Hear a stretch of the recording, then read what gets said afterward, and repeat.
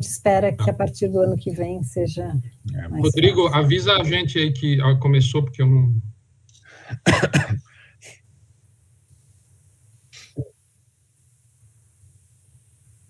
Estou voltando já.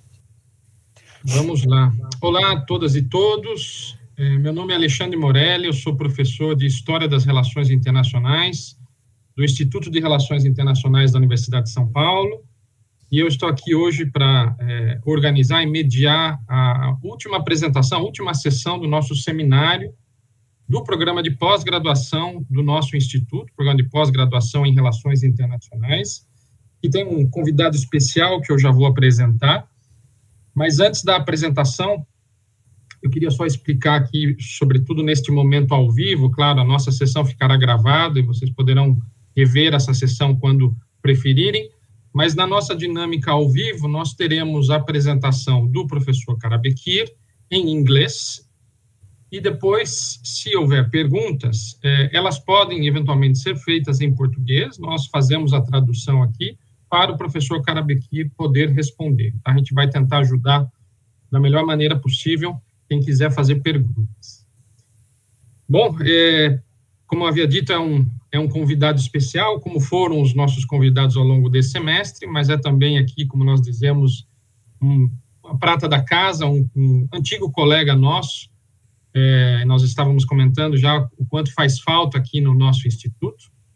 O professor Karabekir Akkoyunlu tornou-se há pouquíssimo tempo professor de Política sobre Oriente Médio da Faculdade de Estudos Orientais e Africanos da Universidade de Londres, também conhecida como SOAS, depois de ter sido professor da FGV e nosso colega aqui no IRI, como pesquisador visitante, onde ele pôde tanto desenvolver a sua pesquisa como oferecer cursos sobre desenvolvimento internacional e Oriente Médio na política global. Os interesses do professor Karabekir de pesquisa incluem análises comparadas de políticas de democratização e de regimes híbridos, controle de regime e relações civis militares. Entre as suas últimas publicações encontram-se The Five Phases of Turkey's Foreign Policy under the AKP, publicado pela Social Research em 2021, e Brazil's Stealth Military Intervention, publicado no Journal of Politics in Latin America, neste ano de 2021. O seu próximo livro, agora em produção, terá como título Guardianship and Democracy in Iran and Turkey, Tutelary Consolidation, Popular Contestation, a ser publicado pela Edinburgh University Press em 2022. O professor Karabekir tem graduação em História pela Brown University, mestrado em Relações Internacionais pela University of Cambridge e doutorado em Governo pela London School of Economics. Eu agradeço mais uma vez o professor Karabekir por ter aceito o nosso convite. Vou fazer agora a mudança para o inglês para também agradecê-lo na língua em que ele apresentará. Now I move to English to thank again you, Karabekir, for being here with us, sharing your research with our colleagues and students. Thank you very much again for having the time and for being here with us. You have the virtual floor. Thank you. Thank you, Alexandre. Thank you, Adriana. Thank you, Tuca. Thank you, Marisley. É grande prazer de estar aqui com vocês, minhas colegas, e talvez ex-alunos também. It's emotional almost, even though it's virtual. It's a reunion. We were just talking how I left almost suddenly because of COVID. We all went on our remote offices in March 2020, and that was the last time I was physically at IRI. Then I left São Paulo, and then a few months ago, I left Brazil altogether. So I still have my stuff in my office, actually, at IRI. It's another excuse to come back and see everybody. But thank you very much for this opportunity. Maybe you don't have to translate the questions that come. I think I'm still, okay with my comprehension of Portuguese, except that I still feel more comfortable presenting my research in English. So today I'm going to present to you an ongoing research project, which I started with a colleague of mine at Illinois State University, Dr. Yusuf Sarfati. which started around mid-2021, but because of all these changes, also in my personal and academic life, has sort of been in a state of suspension, but I will present to you the preliminary sort of outline and findings and analysis. Let me just share with you my presentation, if you don't mind, just one screen. Let's see how to do this. I haven't. Okay, how do I share? I should have asked this before, I think. An external PowerPoint. It's a button on the bottom of the screen, you know, the fourth from the left. There is a present now. It says present now, but because I'm using the Google Web application. Okay, well,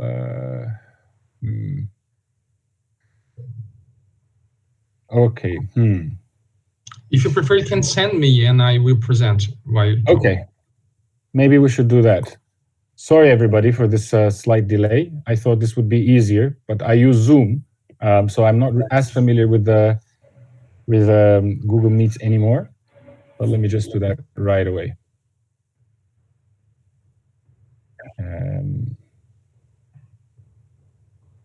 Okay, getting there. Recipients, Alexandre. Okay.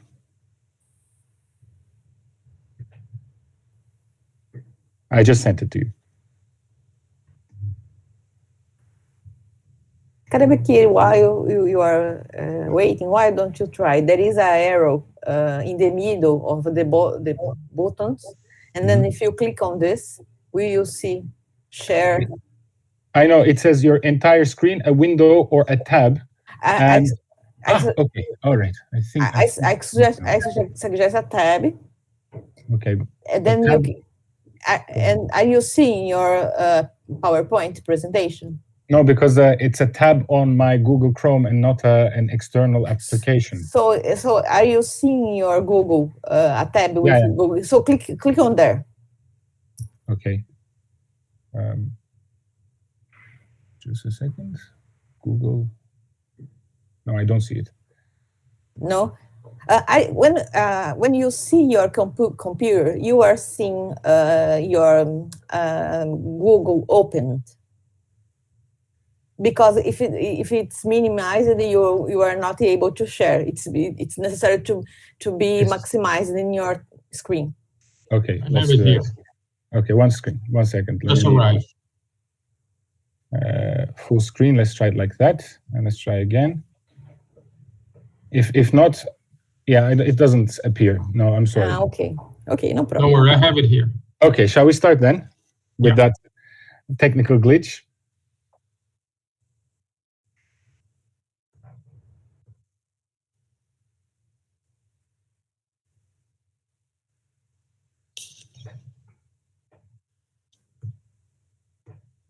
Okay, if you could do full screen. Thank you very much. So the title of my presentation and our research is Blood Gambit, How Populist Autocrats Fuel Conflict to Reverse Election Losses, Evidence from Turkey and Israel. For those who may not be familiar with the term, a gambit is a type of bet or a gamble. You try to, you make a risky move in order to gain an advantage out of the normal circumstances. And the dynamic we're going to be talking about is a bloody type of gamble that involves elections and conflict. If you could pass on to the next slide, please. So first, let me start with a bit of context, context in terms of the political background and the academic literature in which we are basing our research on, which is on populism, democracy, and elections. Next slide. So many of you, if you have been following the democratization or democratic backsliding literature, or if you've been following the news about Bolsonaro, about Donald Trump, You will be at least a little bit familiar with the debates about the relationship between populism and democratic backsliding. There is a burgeoning, growing academic literature exploring that relationship between populists and populism on the one side and democracy and democratic backsliding on the other side. And there's a lot of evidence that shows that when populists come to power, and by populism, I mean politicians that use majoritarian, illiberal, anti-pluralist discourses and policies, and claim to speak on behalf of the people, and usually polarize society against us in terms of us versus them. And when populists come to power through elections, they end up undermining democracy and rule of law by a number of ways, including eroding political, civil, and legal accountability mechanisms, curtailing free media, creating and growing their loyalist business networks through clientelism, through nepotism, weakening the rule of law by packing the courts, and also criminalizing and punishing opposition actors, making them appear illegitimate and even illegal.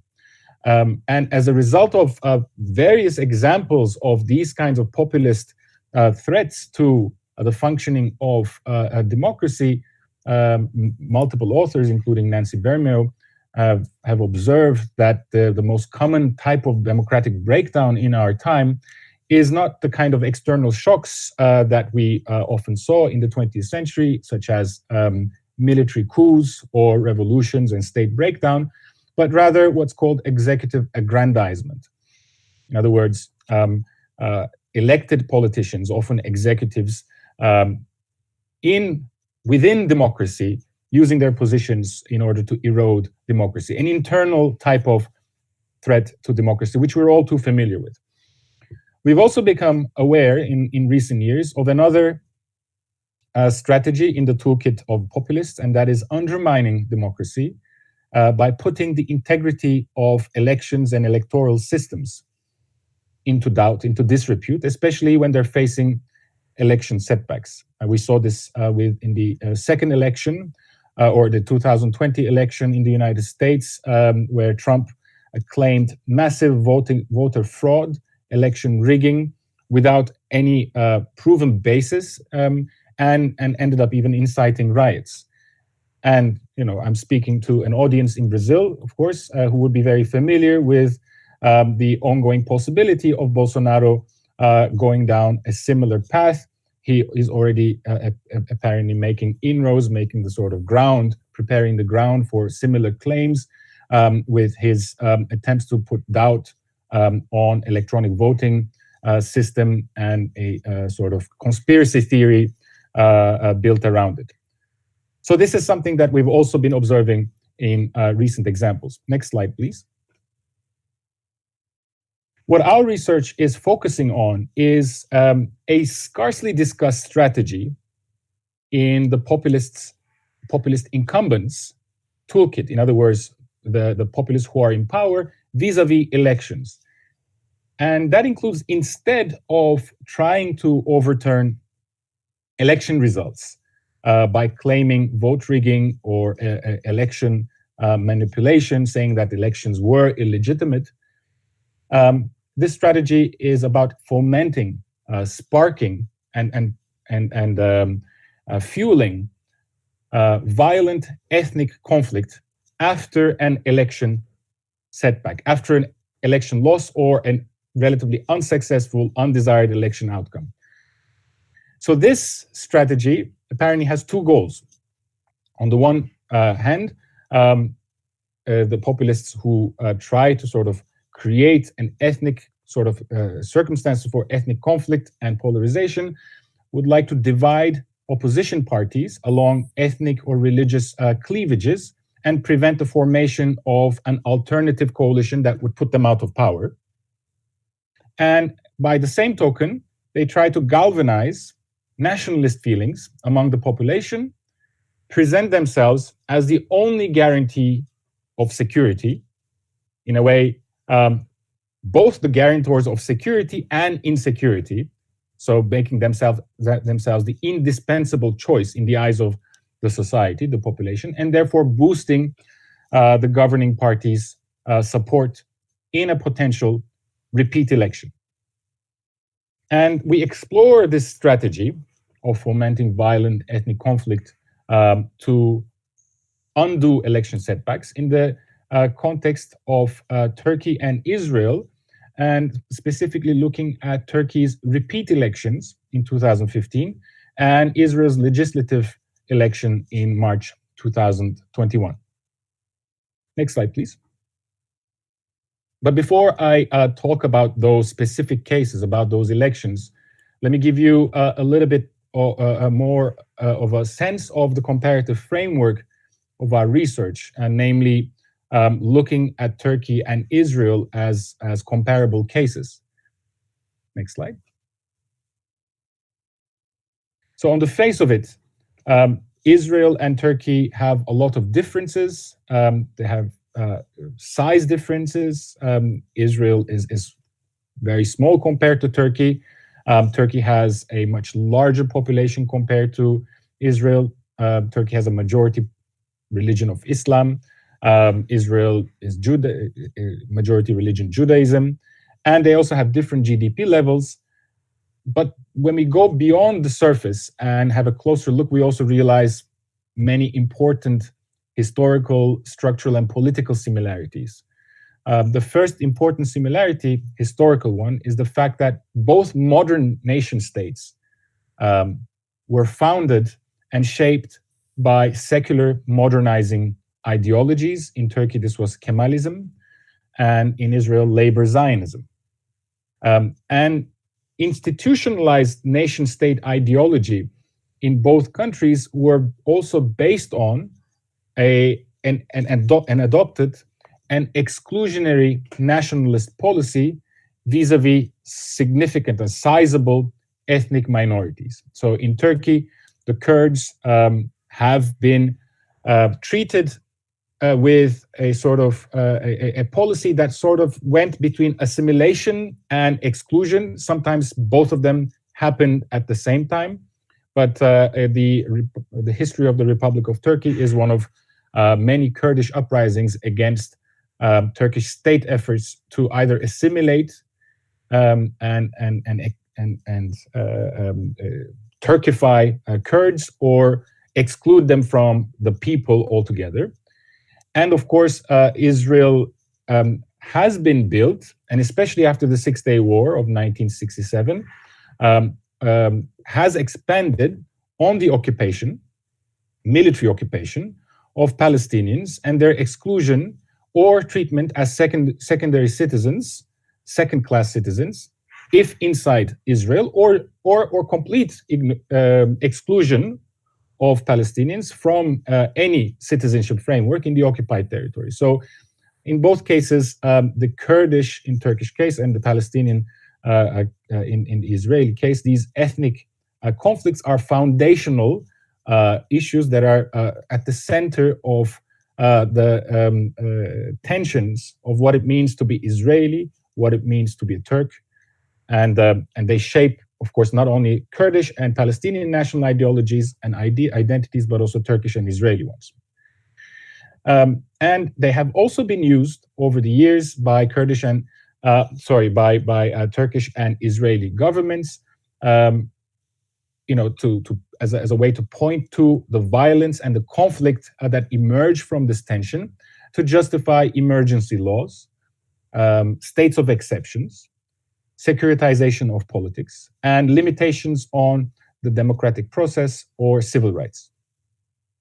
Now, on the basis of this sort of similar historical and structural foundation, we also have another comparative element, and that's the fact that both Turkey and Israel have been governed for a long time now by popular and populist elected leaders, Erdogan in the case of Turkey, Recep Tayyip Erdogan in the case of Turkey, and Benjamin Netanyahu in Israel, who challenged these secular founding ideologies, championed in response to it a religious nationalist approach, and very much undermined democratic institutions in the process, albeit to different degrees. We will get to that, but the democratic backsliding and executive aggrandizement in Turkey has gone significantly further than in Israel.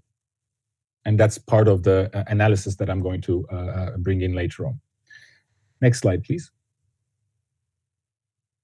We're not the first ones to draw attention to the similarities between Erdogan and Netanyahu, who in the political scene are actually rivals of each other. They really don't like one another. They often use one another to gain support from their own voters. They attack one another. However, both in the media of the two countries or international media and in academic literature, comparisons of Erdogan and Netanyahu as anti-democratic populists or populist autocrats have been flourishing. There's more and more sort of comparisons on these two men on the basis of their shared politics. And even in Israel and Turkey, the opposition has often used this comparison to attack their respective heads of government. So, for instance, in Israel, the opposition once called Erdogan in 2009, Netanyahu in a 2009 rally, Erdogan is already here, we have our own Erdogan. And in Turkey, the one of the nationalist leaders of an opposition party compared Erdogan to Netanyahu, and Erdogan was so upset by this, he opened a libel suit in court against this politician. But nonetheless, the comparison, whether they like it or not, is there, and it's being sort of explored by scholars, journalists, and politicians alike. Next slide, please.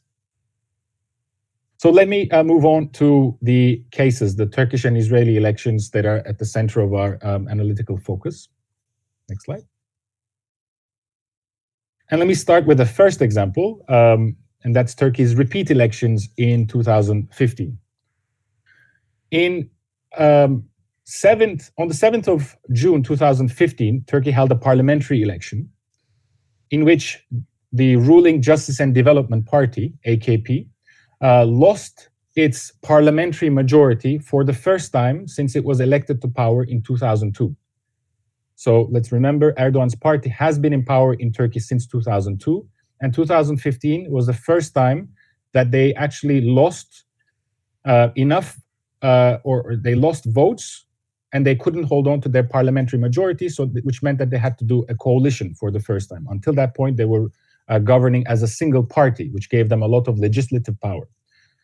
The main concerns of the electorate were the economy and the economic downturn, corruption allegations and scandals involving Erdogan and the government, the refugee crisis, which was also sort of growing in relation to the Syrian civil war next door, and growing authoritarianism, democratic backsliding, and pressures and suppression of civil liberties. As a result, the AKP was still the most popular party, and it's important to say, but lost from the previous elections almost 10% support.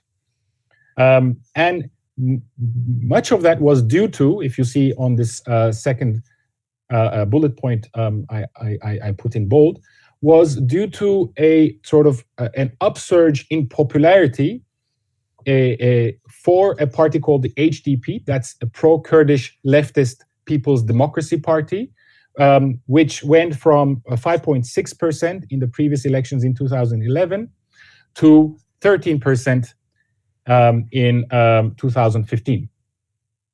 So basically, in a sense, the Kurds were seen as the reason why Erdogan's party could not achieve the parliamentary majority and continue ruling alone.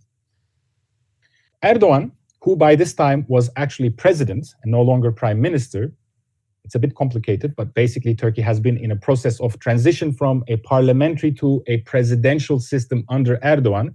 And in 2015, Turkey was on the midway of this transition. So it was still a parliamentary regime, but the president was being elected via popular vote. Erdogan was the first popularly elected president in 2014, even though constitutionally he had to be a ceremonial, non-political president. He continued to be the de facto leader of his party and continued to be very engaged in politics, as very differently from previous presidents.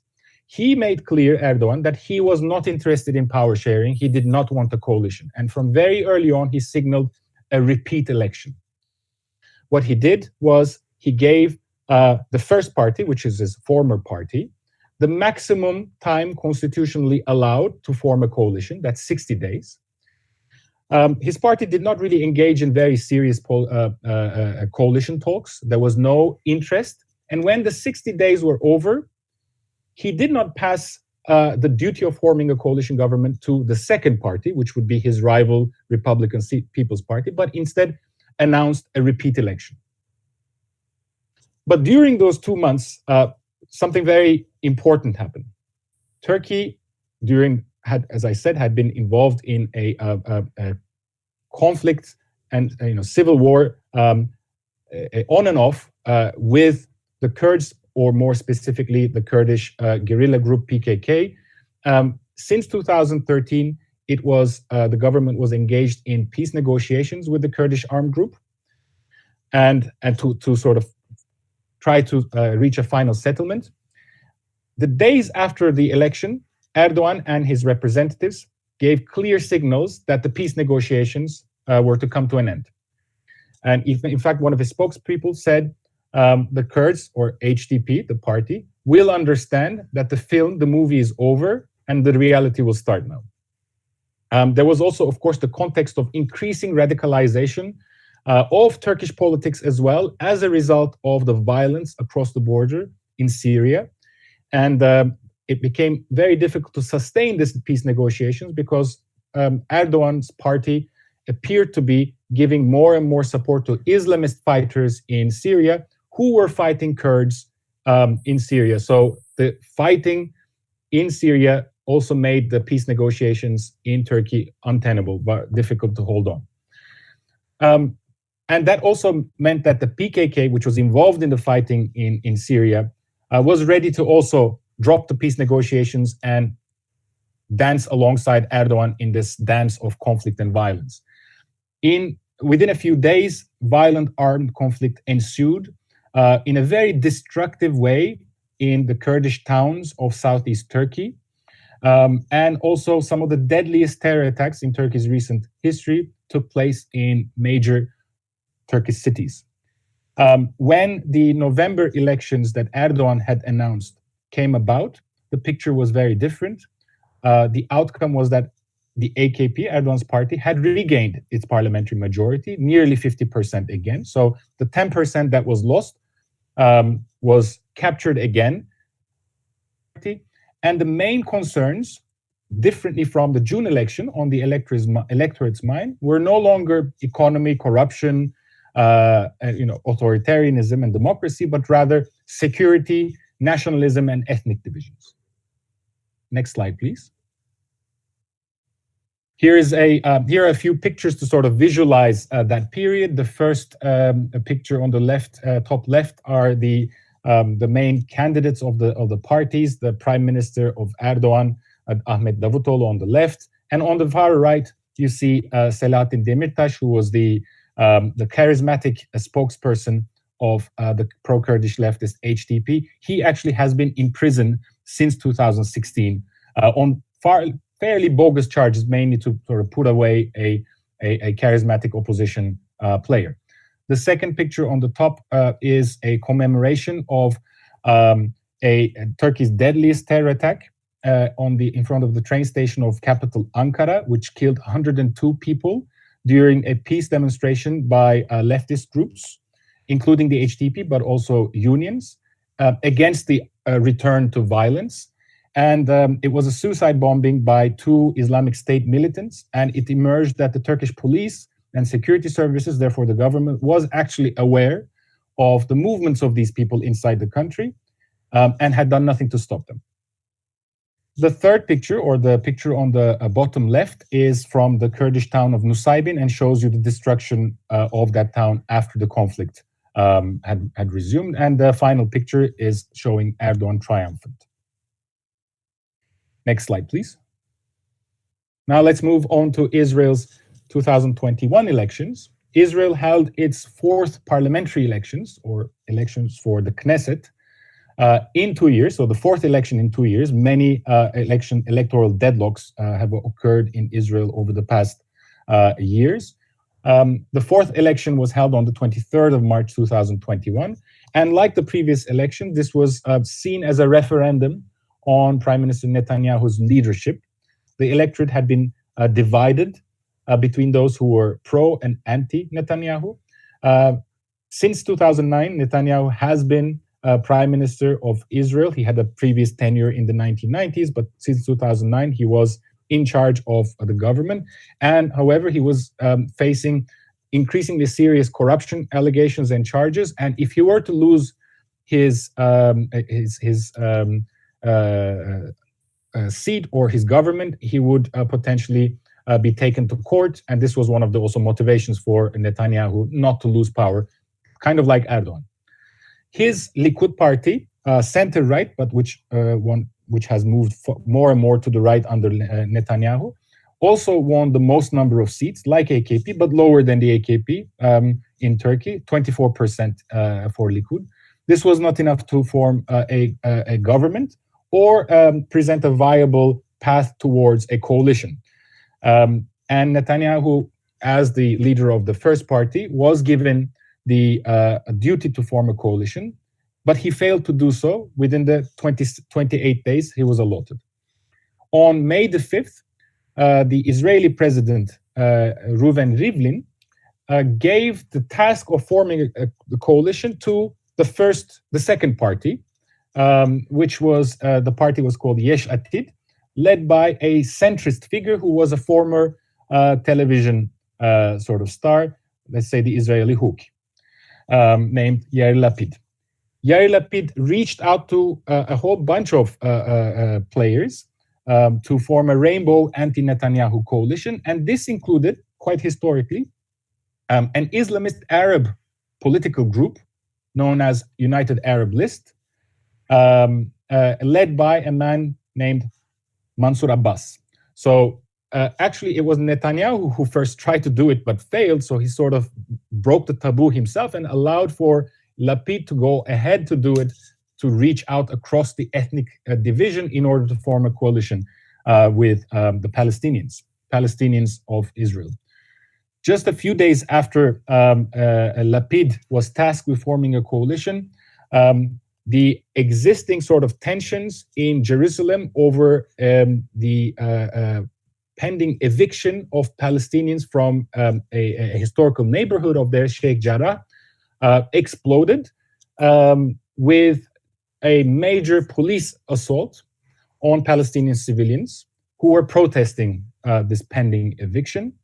And the protests from the Palestinians also expanded. There were a lot of attacks on Palestinians by far-right Jewish supremacist groups who were protected by the police. The police is answerable to the Interior Ministry, who was at that moment was, of course, under Netanyahu's government.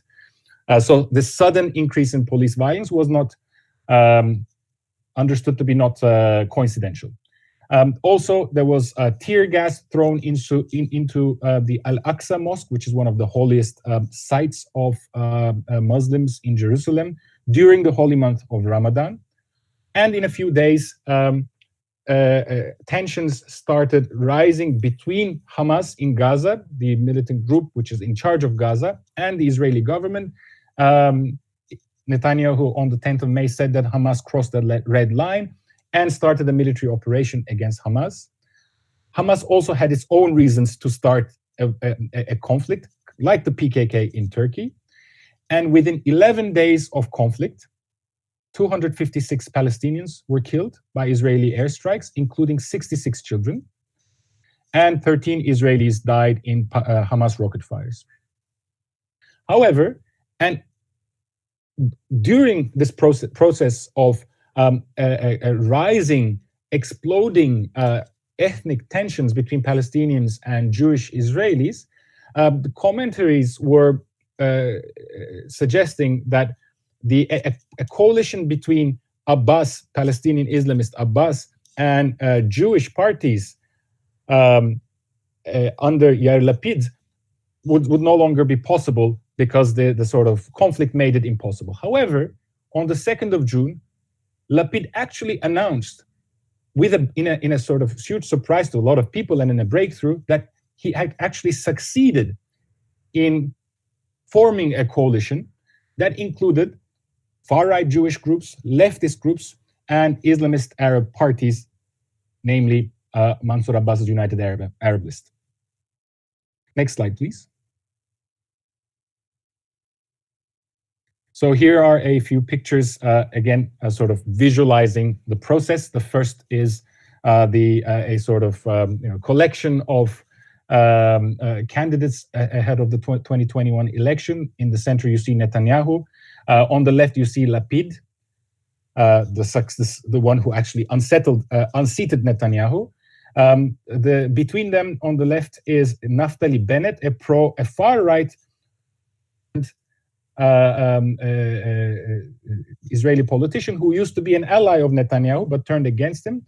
He also agreed with Lapid, and he's now the prime minister of Israel in a rotating agreement of prime ministership.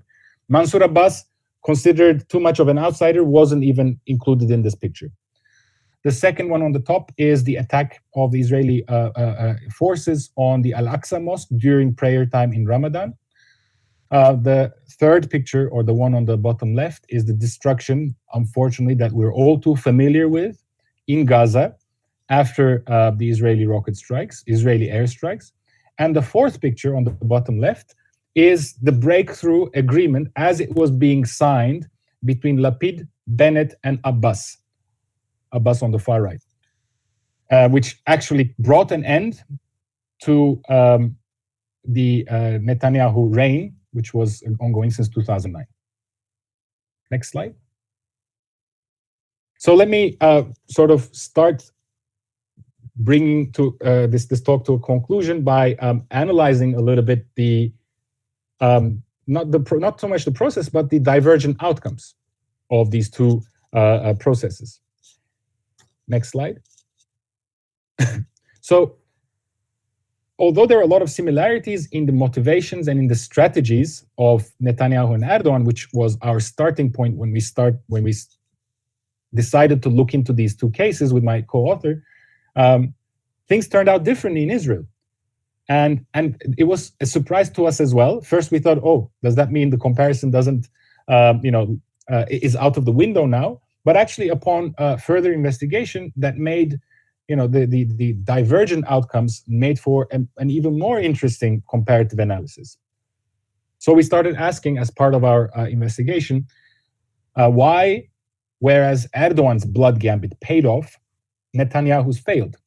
How did Erdogan remain in power? His fomenting violence strategy worked, but Netanyahu's did not. A few bullet points that will appear. Can you press once, please? So the reasons that we've sort of come up with, that we've been looking into, include institutional, political, and ideological.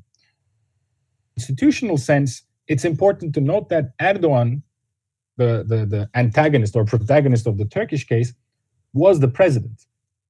And therefore, constitutionally, he would be the one to approve coalition governments, to give the duty of forming a government to particular politicians, and call for elections. He was supposed to be a ceremonial president according to the constitution. He was very much a political figure. He wanted to push Turkey towards a presidential system. He finally achieved that in 2018. But at this stage, he was also a de facto executive president, and he very much used all his constitutional powers and even went beyond his constitutional limits to reach his own political ends. It shows that the sort of executive aggrandizement that we talk about in Turkey had already gone deeper, because Erdogan had captured more of Turkey's institutions than Netanyahu had in Israel. In Israel, Netanyahu was the prime minister, not the president, and the Israeli president Reuven Rivlin, even though he actually came from Netanyahu's party, historically, he played within his constitutional. He adhered to his constitutional role, played a non-partisan and apolitical role, respected the boundaries of his office. So he gave the duty of forming a coalition to Netanyahu, and when that period expired, he passed the duty to the second party, exactly what Erdogan refused to do. One more, please. There's also a difference of the sort of party systems in Turkey and Israel, which yield interesting sort of comparisons and contrast. The party system in Turkey is less fragmented. At this stage, there were 4 parties that were vying for power in Turkey, and they were ideologically and in terms of voter bloc quite solid, even though, as we saw, there was shifts from AKP to HDP. The other 2 parties, the Republican People's Party, the secular nationalist opposition, or the far-right nationalist MHP, Nationalist Action Party, their votes didn't change. They had the same people more or less voting for them as the previous elections. And the AKP, with its 40%, was just short of having reached a majority. So its attempts to sort of reach that, so for the opposition, forming a coalition was quite difficult because all the other opposition parties needed to come together to form an anti-Erdogan coalition, and their ideological stiffness made this difficult. In contrast, in Israel, the political party system is extremely fragmented. There were 37 parties that competed in these elections, and with significant chances of getting into the Knesset. It's worth noting that the election threshold nationally in Turkey is 10%. So you need to get 10% of the national vote to get into the parliament, which also centralizes political parties. And in the case of Israel, it's 3.5%, if I'm not mistaken. So much lower, which means smaller parties can get into parliament, which also leads to political fragmentation. That means that within ideological blocks, there were several divisions among far-right Jewish parties, leftist parties, and also Arab parties, which made a rainbow anti-Netanyahu coalition possible. Because if you promised, a role in government to one faction of an ideological bloc over another, somebody could take that offer. Which leads me to my third point. For particularly far-right nationalist MHP in Turkey, it transpired that being opposition to the Kurds, the pro-Kurdish HDP, was more important than being in opposition to Erdogan. They shared more with Erdogan and the AKP on the basis of their nationalist, religious nationalist ideology than they did with the pro-Kurdish leftist HDP, and they refused any possibility of being aligned with the Kurds in order to unseat Erdogan. So the MHP's refusal to act in a coalition with the CHP and the HDP made it impossible for an anti-Erdogan coalition to occur, and MHP was ultimately rewarded for that blockage. And since 2015, after November 2015, Erdogan's AKP and the MHP were first in an informal and later in a formal coalition or alliance of powers. So we have this sort of religious nationalist bloc of AKP, MHP ruling Turkey in the last 5 years or so. On the other side, in Israel, far-right Jewish parties and centrists were actually willing to reach across the divide. And the same thing goes for the Arab parties, Palestinian parties. They put pragmatic calculations over ethnic religious cleavages, which shows that, in conclusion, and that's the last thing I'm going to say, reaching across ethnic, religious, or political cleavage for the opposition is key to defeat populist incumbents. So if you need to look beyond your ideological encampment and make pragmatic opposition, coalition with those who you think you're not in the same camp with and couldn't even coexist, that's, from this example, it looks like the only way to unseat a populist incumbent who is even willing to put the country on fire in order to maintain their seats in power. That's next slide, please. Thank you very much. That's the end of my presentation. I look forward to the discussion and the question and answer.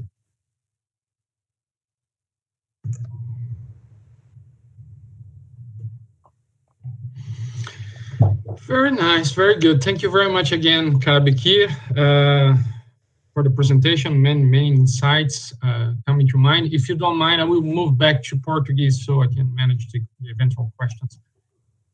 Muito obrigado novamente, Karabekir, pela sua apresentação, que é muito inspiradora, faz nós pensarmos muito nesses enquadramentos de pesquisa, claro, na nossa realidade brasileira, mas sobretudo em como produzir essas reflexões sobre o contemporâneo hoje. Eu vou aproveitar aqui já abrir para as colegas que estão conosco aqui na sala virtual, se alguém tem alguma pergunta, se a professora Adriana recebeu alguma pergunta, eventualmente mandada pela audiência.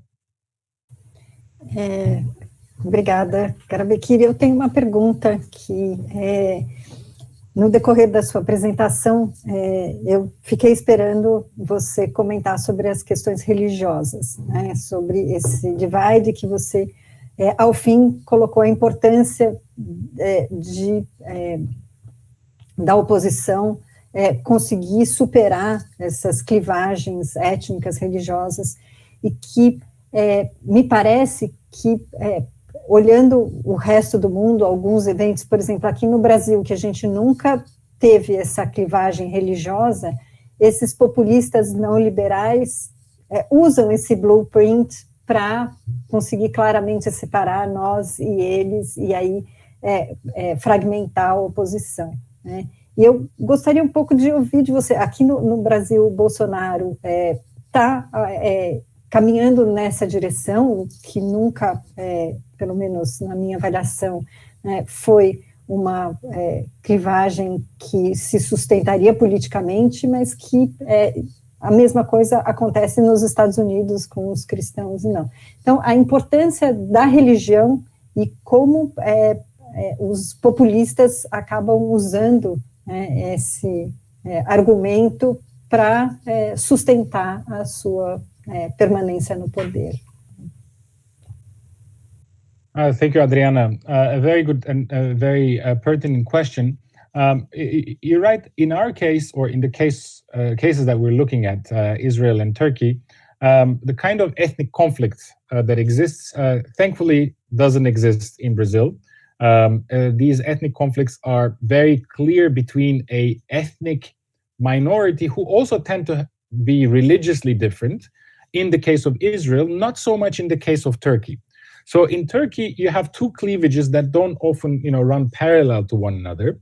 That's the ethnic cleavage of Turks and Kurds. I'm simplifying here, and the religious cleavage of conservative Muslims and secular Turks, secular citizens of Turkey.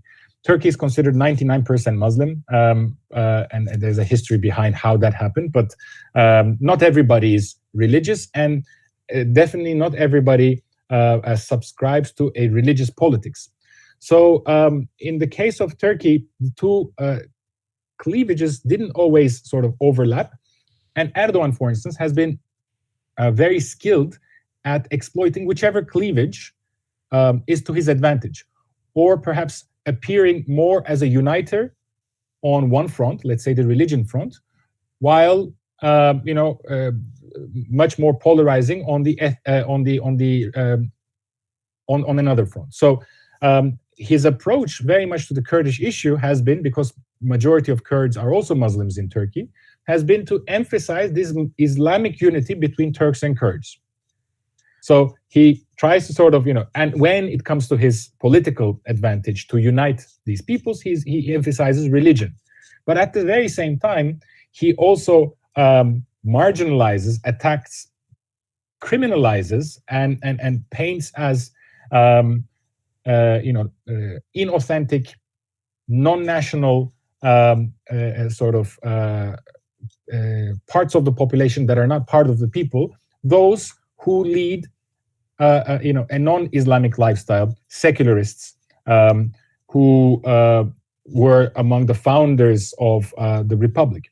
So using one cleavage while against another. And in the way he uses the sort of secularism versus religion cleavage, I think he resembles Bolsonaro.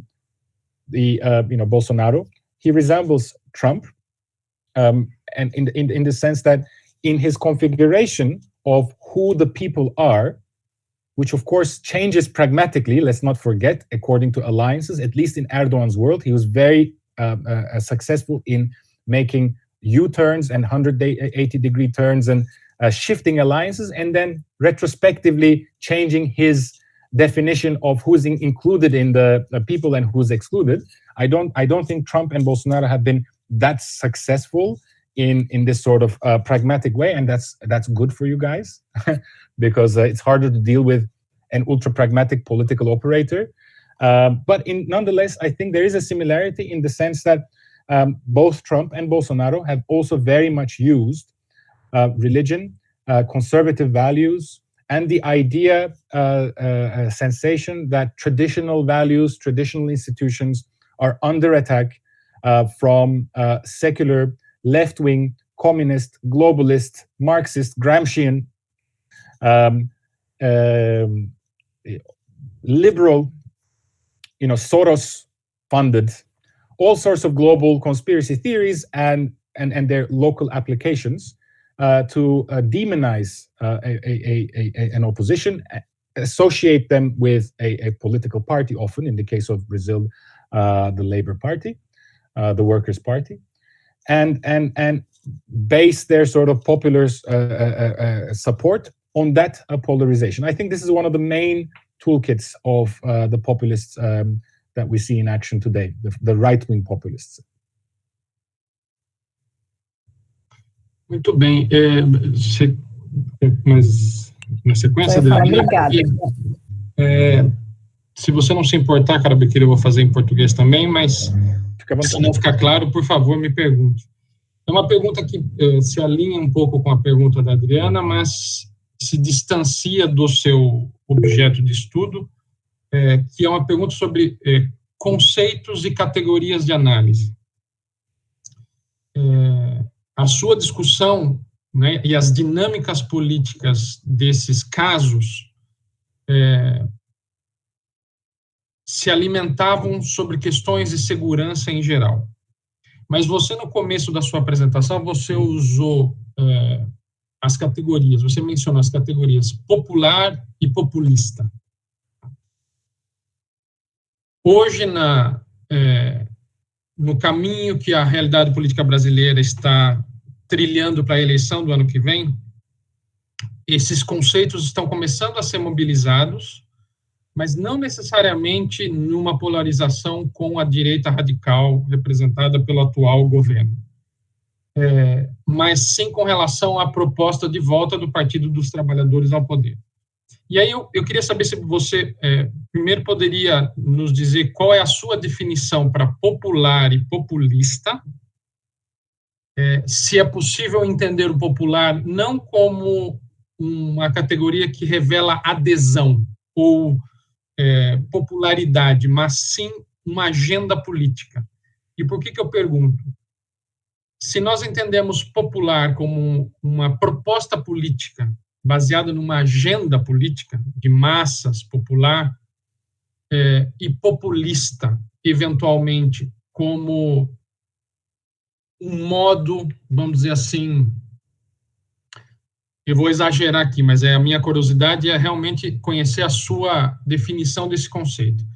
Um modo politicamente imprudente ou arriscado de realizar essa agenda, esses entendimentos estão sendo utilizados para definir a proposta do Partido dos Trabalhadores que está surgindo. Eventualmente parece ser popular, mas está sendo definida como populista. Então, não seria necessariamente para discutir o caso brasileiro, mas mais as categorias de análise ou eventualmente os conceitos. A very good question. And Alexandre and I joined a few bancas together, and he would always come with these very conceptually rigorous questions. And all of a sudden, I felt I was on the master's examination board. And you know, I'm happy to answer this question, however. And I think it's a very pertinent question, again, because it's we oftentimes use concepts a bit carelessly, and you know, populist or popular as if they mean the same thing. Now, first of all, let me just say a few things about how I don't use popular and populist as interchangeably, and I think there's a difference between the two, and I'm aware of that. And secondly, let me also recognize that the concept of populism becomes even more sort of entangled in history and different definitions in the context of Latin America. So, you know, we need to probably come with these disclaimers before, but, you know, in the space and time that I was given, I didn't sort of start with those disclaimers. So thank you for giving me the opportunity to talk a little bit about that. Firstly, the distinction between popular and populist. I used popular really in terms of having popular support, you know, having a significant support from one or various segments of population to lend them political power. So when we talk about Netanyahu or when we talk about Erdogan and their parties, they have been the most sort of influential politicians that carried the biggest sort of voting blocks with them for many, many years. That's popularity. Whatever the policies that they have, that's popularity. So that leads to electoral, success. That shows electoral success or translates to electoral success. Now, not everybody who's popular is a populist, nor is every populist popular. At least for the earlier first years of Erdogan and Netanyahu, we could say that these are popular populists. Populism, when I talk about it, I talk more about the 21st century definition of a discursive strategy, of non-pluralist politics, of majoritarian politics, this idea that despises, or at least claims to despise, the establishment, the elite, and the institutions, often of checks and balance of democracy, that are sort of painted as part of the establishment that actually corrodes politics, and a claim to a sort of direct link between the leader and the people. It's a way of doing politics. I think it does come, obviously from interwar populism of Latin America a little bit, but the cases are also different. We talk about economic populism in the case of Latin America, which doesn't necessarily exist in 21st century right-wing populisms. There is not a single economic agenda of populists. It's more of a discursive type of framework that we talk about. So the interesting part, I think, that should also be noted is what happens when the populists are no longer as popular. So I think this sort of these cases that emerge in our studies, or the study that we're looking at, is an example of what the populists are sort of able to do, or they're sort of willing to do, when they're no longer as popular. So perhaps they came with a surge. They maintained perhaps their popularity on the basis of their policies, or again, the emotional politics. But that surge has waned. Economic crisis kicked in. People are not happy with their lives. And they moved away from these leaders, but they don't want to leave. And what do? So they do a lot of things to maintain power. Executive aggrandizement tells that story. But what we see is that in terms of electoral politics, they also do things to sort of to maintain a possibility of staying in power even when they face election losses. So the Donald Trump and Bolsonaro examples show us to this sort of claim of electoral vote rigging and the deep state sort of controlling and robbing the people of their democratic fate. But the examples of Erdogan and Netanyahu in 2015 and 2020 show a different one. They did not, at least in these cases, suggest that the elections were illegitimate, but try to really change the playing field to make sure there were other elections and that they could stay in power. Now, one final thing, the story did not end like this in Turkey. There were a lot of things happened over the last 5-6 years, a long story, but in 2019, Turkey had municipal elections, and Erdogan's party lost some of the biggest cities, which are sort of the treasure sources or financial money sources for his party. He lost the control of Istanbul. He lost control of Ankara, the capital, and his party, or the Islamists, had been controlling these cities for 25 years, and they gained. Literally, this was the fuel behind their political machine. And Erdogan and his party refused to accept the loss in Istanbul. He called for a repeat elections, saying that there were vote rigging and manipulation, even though he was in control of the institutions of elections in Turkey. Somehow, he said the opposition had rigged elections, even though the opposition had no power to rig elections. And then he called for new elections, canceled the elections that he lost in Istanbul, but then he lost with an even bigger margin. And finally, the opposition candidate for Istanbul municipality was elected. And now that guy looks like the best chance to beat Erdogan in a future presidential election. So even with Erdogan, who tries to gain more and more sort of control of institutions as he loses his popularity, success and permanent sort of rule is not guaranteed. So that's another sort of silver lining for those of us who are studying how to sort of confront this phenomenon. Muito obrigado, Karabekir. Eu não sabia que um historiador poderia causar tanto incômodo nos cientistas políticos, mas é bom saber que a gente tem esse poder. Obrigado pela resposta.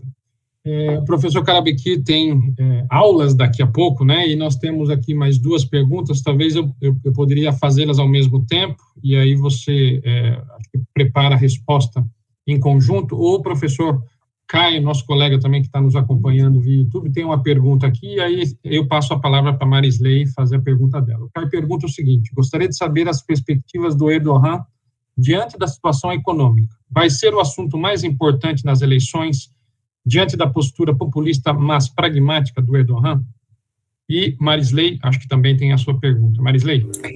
Eu vou fazer bem rapidinho. Na verdade, eu queria saber como é que esses dois líderes estão usando as mídias sociais, porque o Bolsonaro claramente usa as mídias sociais a favor dele. Ele tem uma máquina que ele utiliza em favor dele. Então, eu queria saber isso. Obrigada.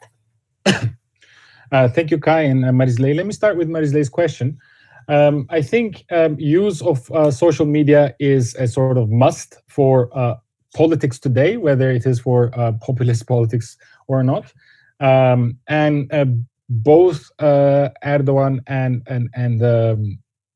Netanyahu have a sort of an army of operatives, working on their sort of message on social media. They have armies of trolls, especially in Turkey. I'm familiar with this. They are paid trolls that are used to sort of disrupt or create artificial agendas on social media. But I would say that in different senses from, as a difference from especially Bolsonaro, social media is not their main weapon of power. They first of all rely a lot on traditional media because many of the conservatives and traditionals use traditional media more than social media. So Erdogan has almost full control of mainstream television and newspapers.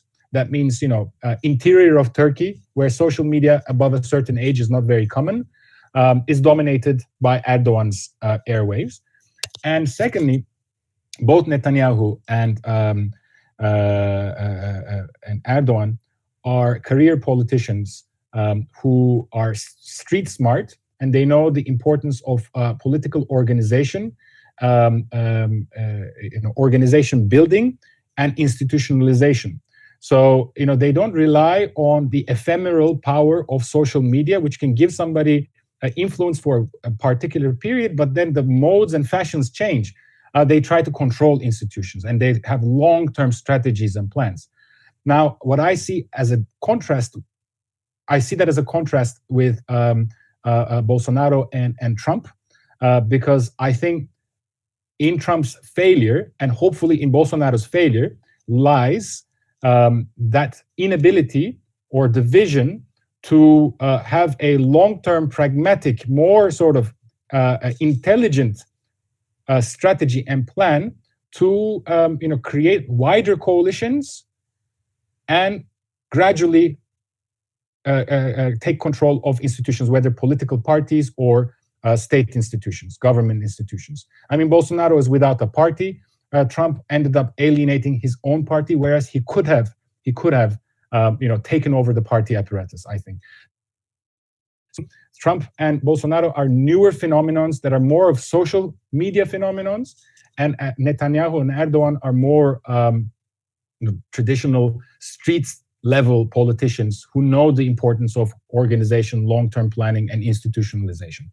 They are harder to deal with in the long run than the social media phenomenons, in my opinion. Kai, my office mate, hi, good to hear your question, even though I can't see your face.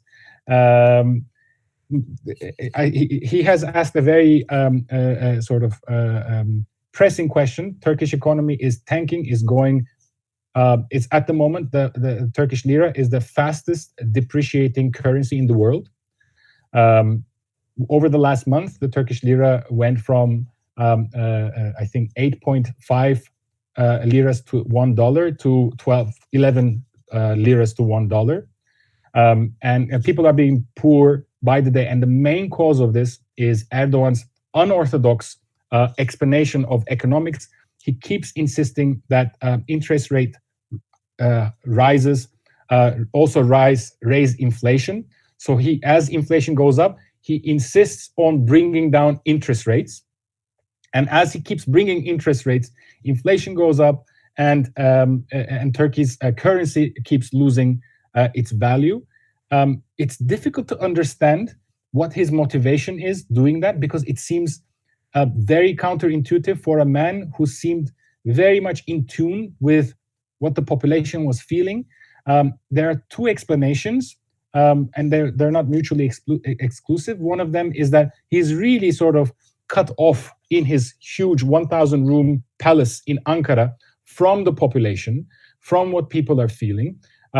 He barely goes out of there anymore. He's surrounded by these yes men and advisors who feed him fantasies and never tell him when he's wrong. So he keeps on with this idea that is bringing the country to the ground.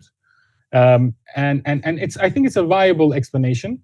But there's also the idea that he is basically maintained in power by a sort of network of clients, which are mostly construction and export conglomerates, who are basically the recipients of all the economic benefits that the government receives. It passes on to them, and it gives, then they take over media organizations, and it's a sort of huge scheme.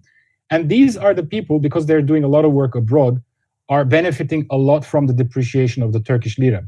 Now, whatever the explanation, none of them are sort of make any sense in terms of electoral popularity, electoral success.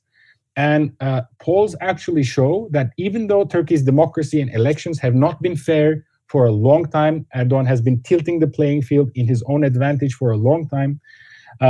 Polls have actually been showing that a bunch of opposition parties and a bunch of opposition candidates are increasingly more popular. And in head-to-head elections, in a presidential poll, various opposition candidates would beat Erdogan in the first round. Now, that is a first tenure in charge of Turkish politics. So that gives us the question of, can the government actually call elections?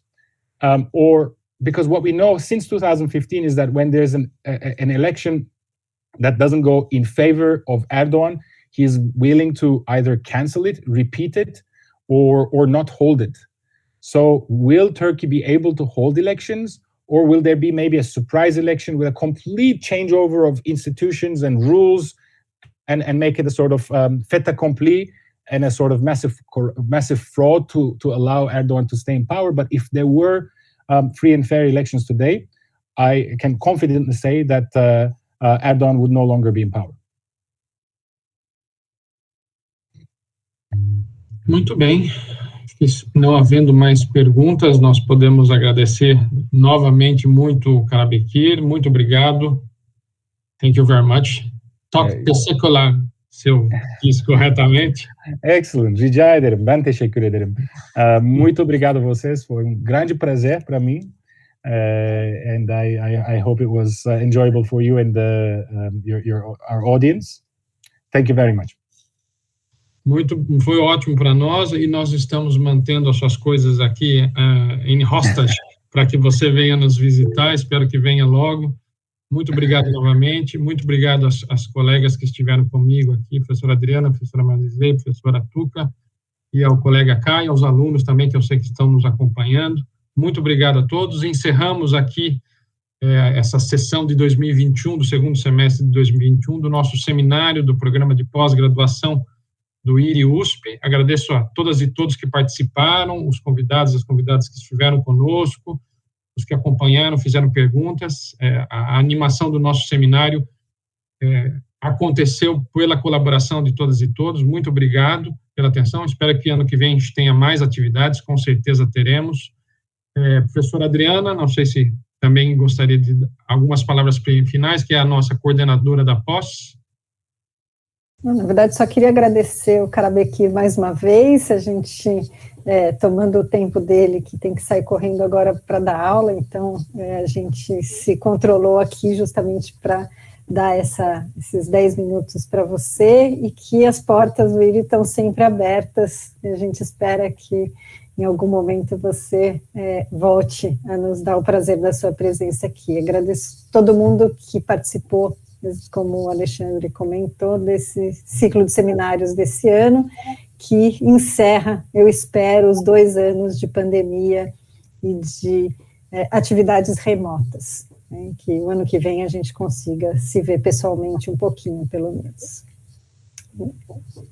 Obrigada. Muito obrigado, gente. Tchau, gente. Até mais. Tchau, tchau. Rodrigo, você pode parar a transmissão no YouTube, por favor. Obrigada. It happens that the class I'm going to be teaching